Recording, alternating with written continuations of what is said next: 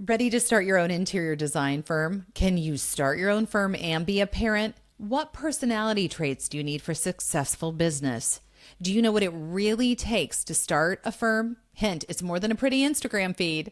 And should you scale your business to your life or the other way around? What piece of advice would a seasoned firm owner give you?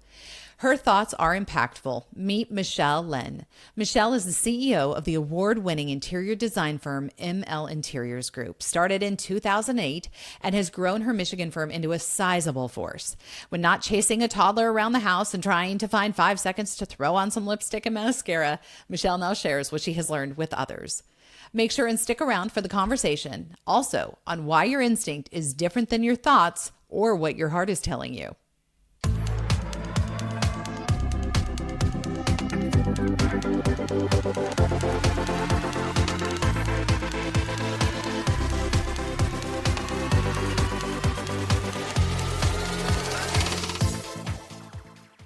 Hey, Michelle, welcome to the show. Thank you so much, Katie. I'm excited to be here. We are so excited that you are here, especially to talk all things design. So as I was sharing with you before we went on the air, so to speak, last episode, we had talked to Mark Bernheimer about his experience launching his own business, and we ran kind of tandem tracks on that. I love that you're on the show because I want to talk about the design business specifically and starting your own design firm. You've been around a hot minute like we have, which is great. Yes. And I love that. Where you are today, is it where you envisioned being back when you launched in '08?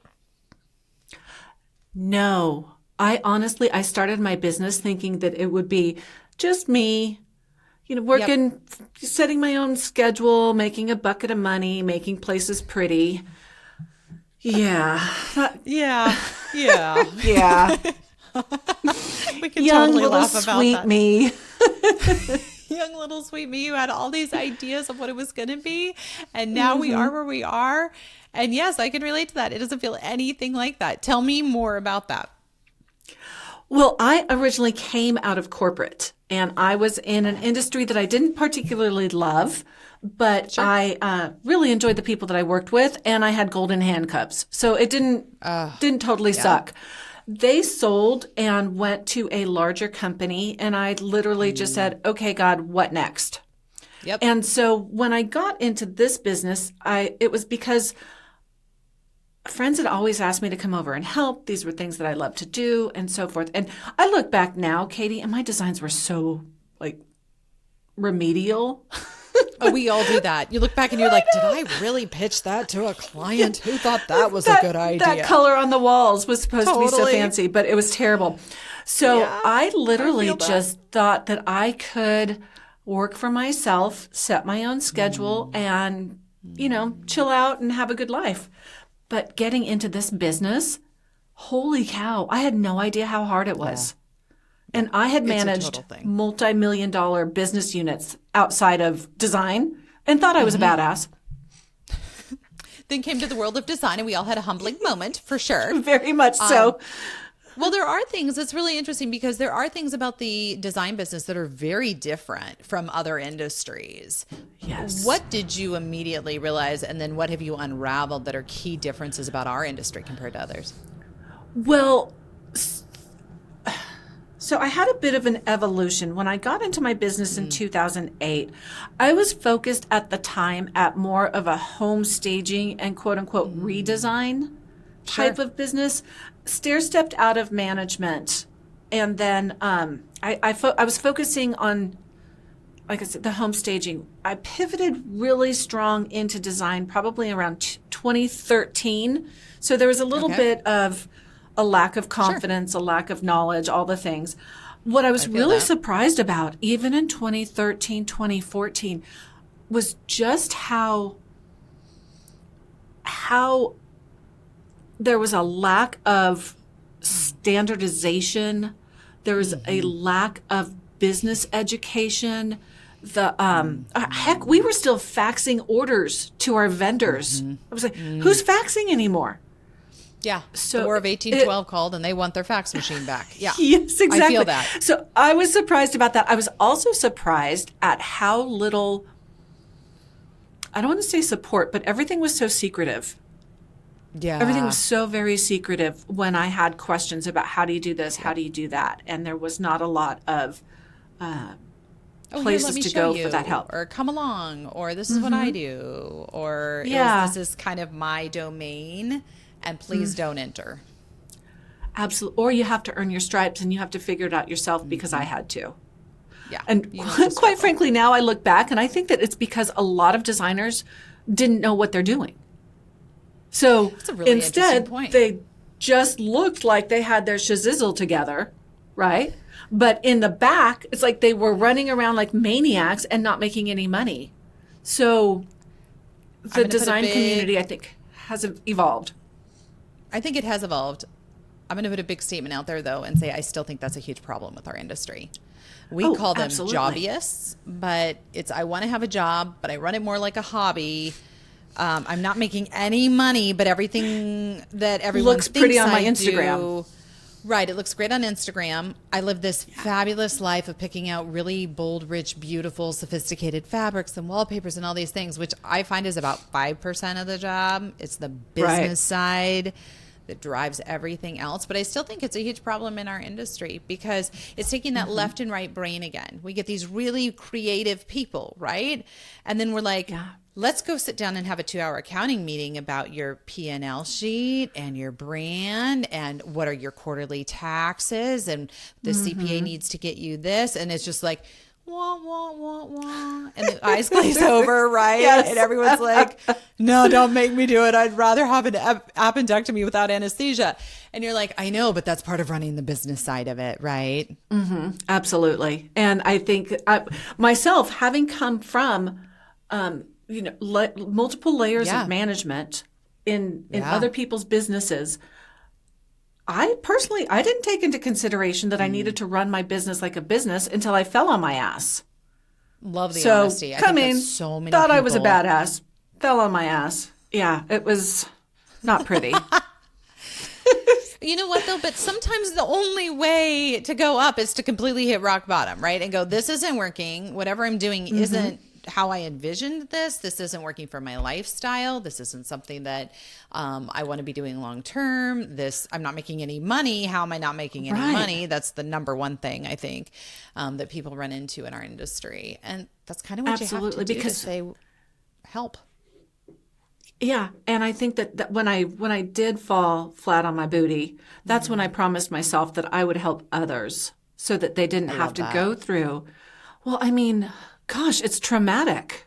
I mean, this isn't my natural hair color because I have so much gray. I had to cover over so it. legit. I literally toddled into my stylist yesterday. I'm like, can we talk about the mound of gray up here? Like, what is going on? It all came in so fast. And she goes, oh, no, you're fine. It's just because we haven't done some highlights in a while. And I'm like, oh, finally some good news about this whole aging thing. Like, that's lovely. Get the highlights in there, stat. Like, we need help. Exactly. Fix this. Right? But fix this. Just fix all the things at this stage in life. So what would you say to someone...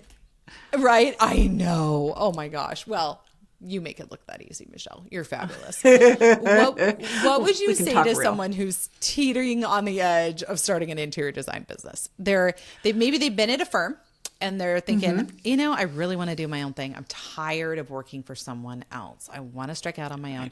Or to your point about leaving corporate America, that's the background I came out of, and just saying, I need to marry my left and right brains together. I see a desperate need in our industry for this, and I'm going to do it. What would you say? I would definitely tell them if it's harder than people tell you. It's kind of like marriage or raising children. Like everybody makes it look like rainbows and fairy dust, but it's very difficult. You have to have a mental discipline and a fortitude about you. Agreed, but also wholeheartedly. That it is truly, it's you have to treat your business or getting into business almost like a child learning how to walk. First, you have to just learn how to roll over and lay on your tummy, and then you crawl, and then you walk, and then you fall down. But it's important that we and our internal voices don't say, you're an idiot, you fell down. That's not what we told No. our children. We tell them, stand back up, baby, you're doing great. And then eventually you can run. But it's not going to be all glamorous and beautiful immediately. And even when it does have a was gonna glamorous say, and or beautiful ever. moment, it's fleeting. So, It's very fleeting. Well, and I think too, just getting rid of so many of the notions. There's so many people who, especially back when we did residential, would be like, "Oh, can you come help me with pillows?" Or that must be the best job ever. You pick out fabrics all day, and I was like, yeah. No, I pick out fabrics in about 5 minutes because that's what you're paying me to do. Meanwhile, back at the ranch, I'm communicating with you, managing client expectations, managing vendor expectations, keeping the project boards flowing, like all these other things that, it's, don't get me wrong, it's super duper fun, but they don't show that on a ton of work. HGTV. No, they sure don't. And houses don't look miraculous in a half an hour, much to our utter chagrin. Let me know when you crack Yes, that up. with the budget of $18,000 for a new kitchen. Can we just talk about getting them to... Yeah, please just stop putting That's the a budget whole other numbers up there. episode. Yeah. They're not real budget numbers. That isn't real. Like, I don't know where those budgets happen. And they don't include labor. Like, we'll do another episode it's ridiculous. on that, for sure. We absolutely will. What surprised you about starting your own business that you didn't see coming? Even having this huge, beautiful business corporate brain, what to you were your, as you put it in your analogy, your fall down moments and then the get back ups again that you would say to someone who's thinking about doing this? Like, no, not only expect the fall down moments, but here's some of the ones I personally experienced that were really growing for me. Right. I think a lot of it had to do with making money. I started off with my hourly rate, and there's no way to make ends meet. Not to the lifestyle that I was used to living. Sure. I would honestly say, now find a business coach. Oh, yeah. Find a business coach. I think that is what I wish I would have had back in the day, but people just, like I said, they weren't talking about it, and there were very few and far between.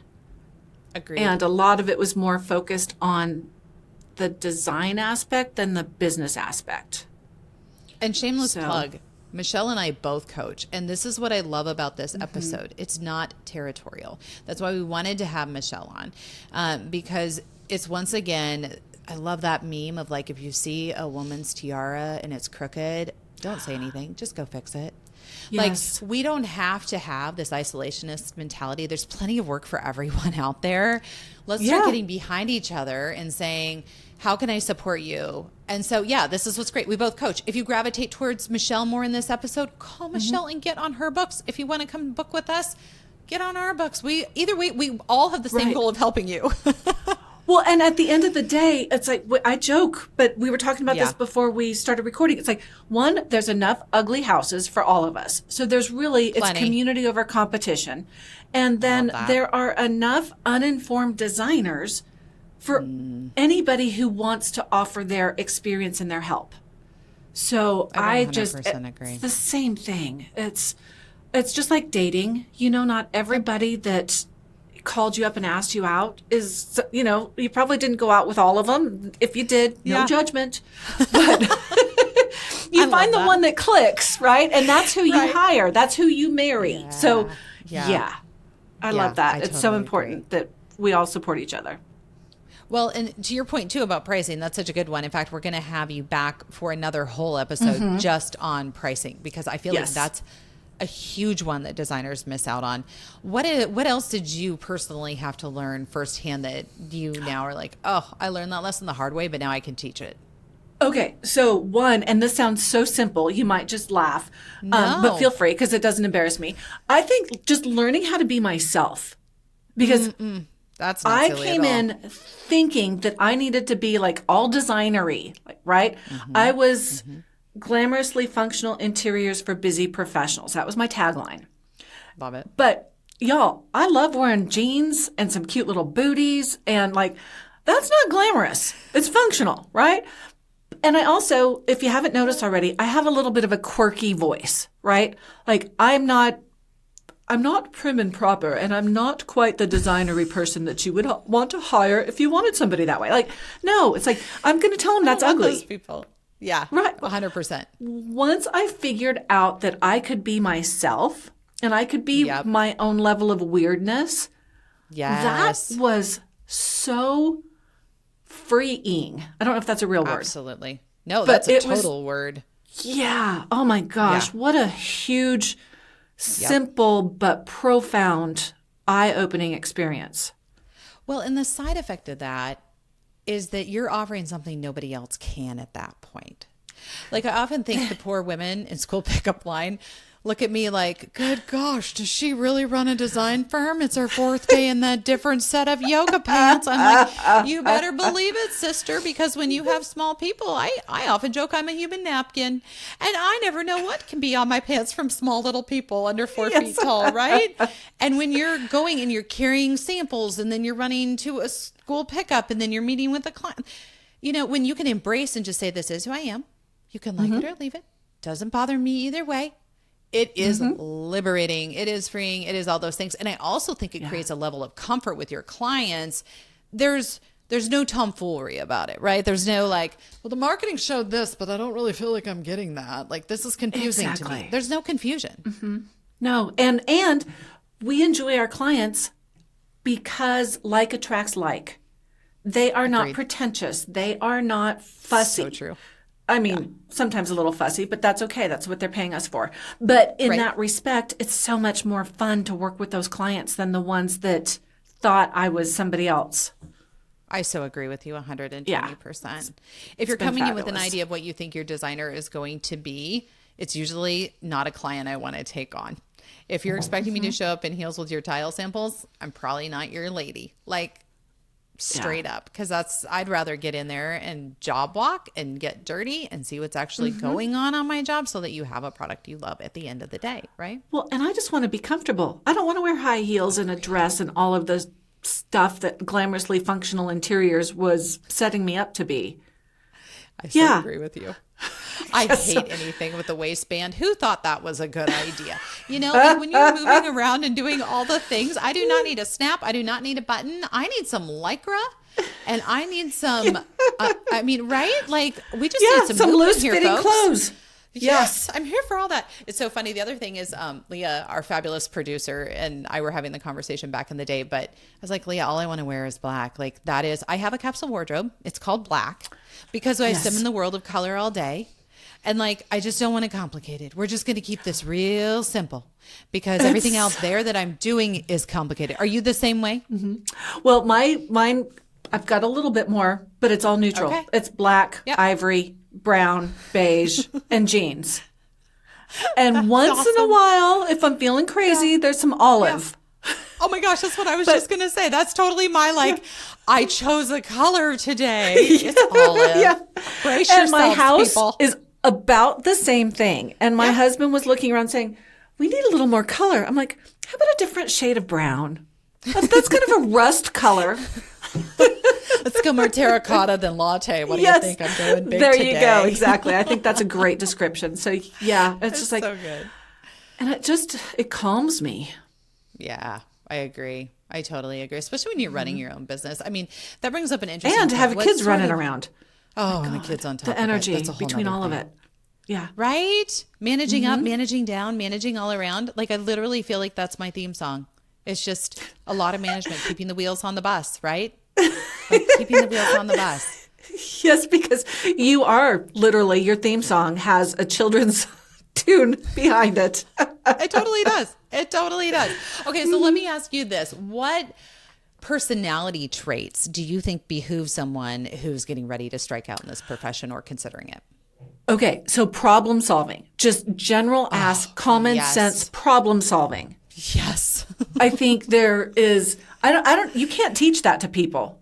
No. So It's critical thinking. I think, yes, that's imperative. I think that, so you have to have that, you have to have tenacity. Absolutely agreed. And if that makes you uncomfortable, don't feel bad about staying at the firm that you're at and doing what you love. If you're like, good. I just want to design 40 hours a week. I love living in Chief. I love living in Revit. I love living in CAD, whatever you're living in. I want to hang out there And that's all I want to do. This sounds really daunting and overwhelming. There's going to be different personalities. And this, like, even as you're listening to this episode, I would challenge our listeners, like, what is the feeling this creates in you? Does it create a, I don't want to do that? Or does it create a, oh my gosh, that'd be great. I'm tenacious by nature. I'm always being told to calm down and like, we'll take care of it and all these things. And you're like, I just want to run my own show, whatever it is, it'd be easier. Right. Like, I feel like just listening to this, people are going to gravitate toward one direction or the other and intuitively I think you're know. absolutely right. And neither one of them are right or wrong. Agreed. Wholeheartedly So agreed. there should be no judgment if you have that entrepreneurial spirit or the wherewithal to go through the ups and the downs of a business. It doesn't mean you're any better than somebody who, like you said, just wants to go work for somebody and let them deal with the headache. Well, and I think too, one thing we always talk about is scaling whatever you're doing to your lifestyle.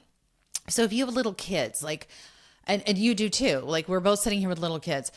When my kids were really, really little before they went off to school full time, I intentionally toggled back my business and did not start doing interiors. We only did exteriors until a client who is still, I adore this client and we have him still to today. But he said, would you please do interiors? And I was like, you know what? My youngest is about to go to school. Okay, we're going to do it. But scaling your lifestyle to your business, not your business, or vice versa. I should say your business to your lifestyle, not your lifestyle to your business, because so many people get on a train that is not sustainable and then they have no way to back out of it too. So if it feels sustainable to you, right? Like I'm happy in 40 hours a week. I love going to my firm creating. I clock out and like you and I were joking before we came on, like we're not doing open heart surgery today, folks. This is great. It can probably wait until tomorrow. Like if that makes you happy, then stay at your firm and continue to pour into those people. And also, so adding to my answer, I think you have to have a sense of humor. Oh, I love that. Yeah. Right? Because you can't take yourself so seriously. This is just interior design. Nobody is going to die on the operating table. And It's so if we true. Yeah, we joke that we take our job seriously, but we don't take ourselves seriously. I love that. So yeah, just have fun. Well, that's the thing. If you're not having fun at the end of the day, and maybe you're listening to this and you're going, neither one sounds fun to me. I love the book, What Color is My Parachute? It's an old one, but it's a good one about figuring out what you're meant to do in life. Yeah. And if you're sitting here and you're like, I'm not happy working for a firm. I don't want to strike out on my own. Sister, that is okay. Maybe you were just not in the right profession. And I don't know if anyone's ever said that to you before and said, maybe you are called to a whole different enterprise. And it's being brave enough to step out and do that. Like for you leaving corporate America and saying, I am leaving corporate and I am going to start design. I mean, that takes courage too. I had no idea. That was very ballsy. Yeah, extremely. I had no that? clue. Yeah, I don't know. Yeah. And that was the year we got married. My husband was like, what? You're starting your own business? Surprise. Honey, you're in for a fun ride with me. Yeah. But also I think that it's so you're talking to potential designers or designers who are listening here, but also there's the individual who is being called towards design. Great point. Stepping out of their other identity and claiming this one. So I think that if it is calling you, listen to that. Absolutely. Because if you're quiet, and I instruct my friends, family, clients, students, anyone whatever. Who will listen. Yep. Anybody who will listen, exactly. That's my my dog, motto. my kids. Is instead of listening to your heart, because our heart has so much emotion in it, or our mind, because there's so much logic, is breathe into your decisions through your gut. Yep. And literally trust your gut. If your gut is telling you yes, then go towards that and keep doing a gut check. Yes. I think intuition is the most powerful tool we have. We're not very accepting of it in American culture because it's not tangible. And everything in American culture is based on the tangible, right? And well, thank God it kind of is because that's how we make our living. But gravity's not tangible per se. It's like it's a universal law. Absolutely. Absolutely. Or the wind. You don't see it, but boy, can it change things up. Sitting in the granted, seat gravity of your can pop you in the head. well, there's that too. That's why we're not in physics, right? Full time. But sitting in the seat of your intuition and saying, what do I just feel? I think we have a propensity as well to try to explain away why we're feeling what we are feeling. And I know you speak to this a lot too. Like, oh, I feel that, but like, oh, this could go wrong and that could go wrong and this could fail and that could fail, which kind of gets us to your whole topic of mindset. 90% of life, I feel, is mindset. Can you talk into that space? Absolutely. And I think that it's interesting because oftentimes we do discount our intuition. Agreed. But a lot of it has to do with the mindset, in my definition, because it's such a popular buzzword right now. Mindset is literally recognizing our thoughts or our intuition. Okay, but mostly our thoughts. Let's talk about this. Our mind is an ancient piece of software. Yep. Okay, of course, there's the brain, but there's the mind that's in it. And the mind is an ancient piece of software that was created to protect us. But back in prehistory, this was to keep us safe from, maybe a warring tribe, or you're running away from a woolly mammoth or something, and like your mind is looking for, what are you going to step in? What are you going to trip over? What's going to get me from over here? Like This was there's very all these other valuable things. then. Yeah. Absolutely. And it's looking out for what's wrong.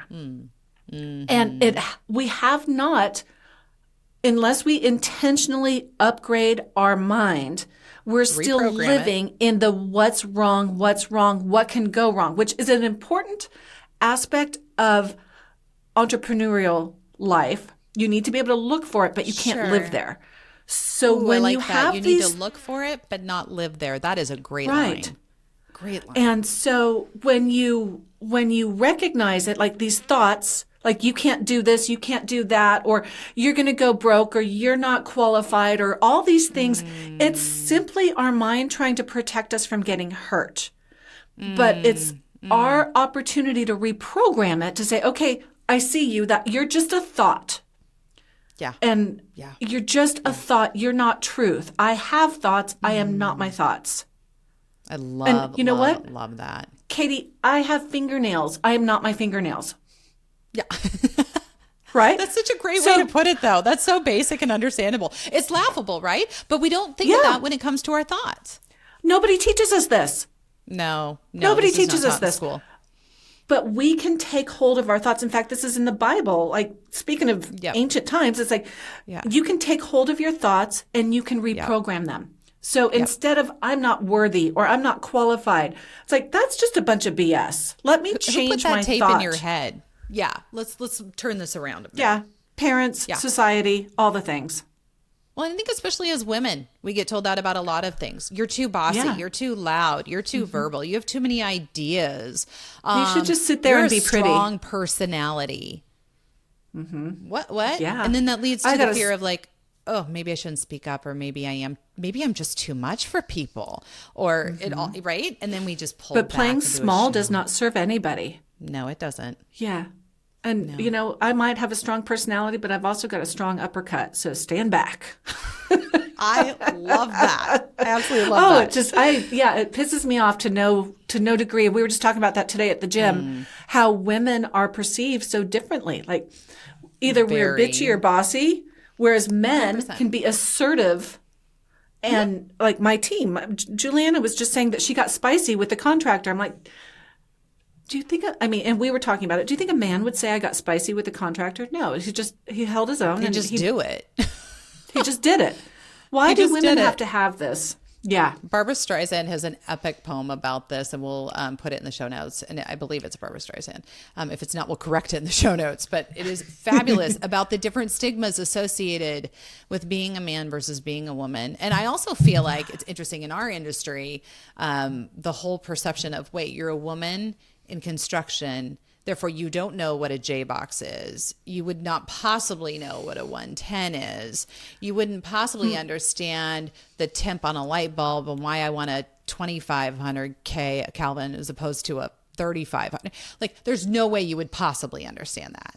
And I'm always amazed that I have to educate that I am educated on Oh a my job site. gosh, that is so frustrating. Yeah.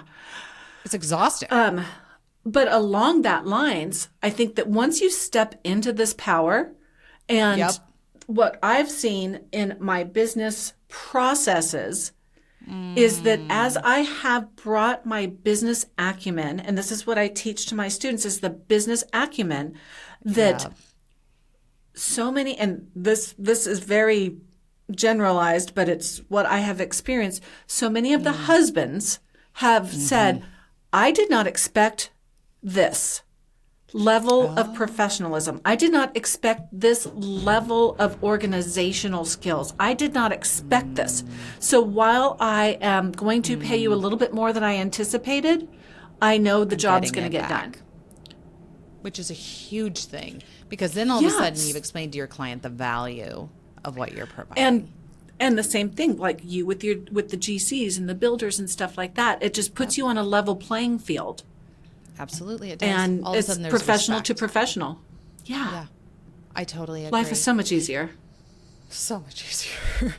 If you had one piece of advice you were going to share with someone who's straddling this fence and trying to figure out whether opening their own firm is for them, what would you say? I would say if you got to the end of your life and you could have met the person that you were supposed to become, what would you regret? Oh, I love that. So, or that you could have become. So if you have this in the back of your head and it is literally just churning away in your gut saying, do it, do it, do it. I say, do it. Bet on yourself. Like, who else are you going to bet on? And what's so great about betting on yourself is you have the ability to control the outcome. What better bet can you bet on? I mean, really. Exactly. That's huge. So that's that's so what I would huge. say. Don't be afraid. Serious. So, Yeah. Katie, that's half of the story of how I ended up with my daughter. We adopted her. I was 48 years old. I had just turned 48, cutting the umbilical cord of my daughter that we adopted. That's awesome. And it's truly because there was a handful of things that led up to it, but what really pushed me over the edge was that question. If I could have met the person I could have become, what would I regret? Would you regret not Wow. starting your own business, not trying your own business? Yeah, 120%. And think about the example that you set for your children. Like when they So true. watch their mom Yep. or dad, but mostly their mom, when they watch her create something from scratch that Yeah. empowers and brings joy to her, even though it's stressful, Sure. what a example gift are to you give setting for them. your children? Yeah. It's huge. It's so So yeah, that's what I would huge. say. Well, and that just segues nicely into my last question that we talk about this all the time on the podcast, but as a mom, and like you said, it's predominantly women in our industry, so no offense to the fathers at all. Please come along for the ride on this. What would you say to someone who's going, oh, how do I do this, Michelle? Like, can you start your own firm and be a parent? Can you do that? Yeah. Absolutely. that answer. Absolutely. I think not just yeah, but hell yeah. Love it. It goes back to you have to crawl before you walk. Sure. And you're not going to run a freaking marathon your first year. Nope, you're going to start with So one I would client. say start looking for coaches. Look up Katie, look up me, look up, now you can throw a stone and hit a business, an interior design business coach on every Totally. corner. There is. But There find absolutely one is. that fits for you. Do Yeah. your research, talk to their previous students, see if that person is for you, and don't go for the cheapest. Don't go for the cheapest. You get what you pay for. It's true in design. It's true in coaching. It's true in so many things. And you can't start a business in a 5-day workshop or 4-day workshop or whatever. It's Cute like you can idea. get it started off. Completely unattainable. Yeah. Completely unattainable. Michelle, such a good conversation. Thank you so much for your time and Likewise. for coming on the show. It means the world. Oh, babe, so much fun. Thank you. Thank you.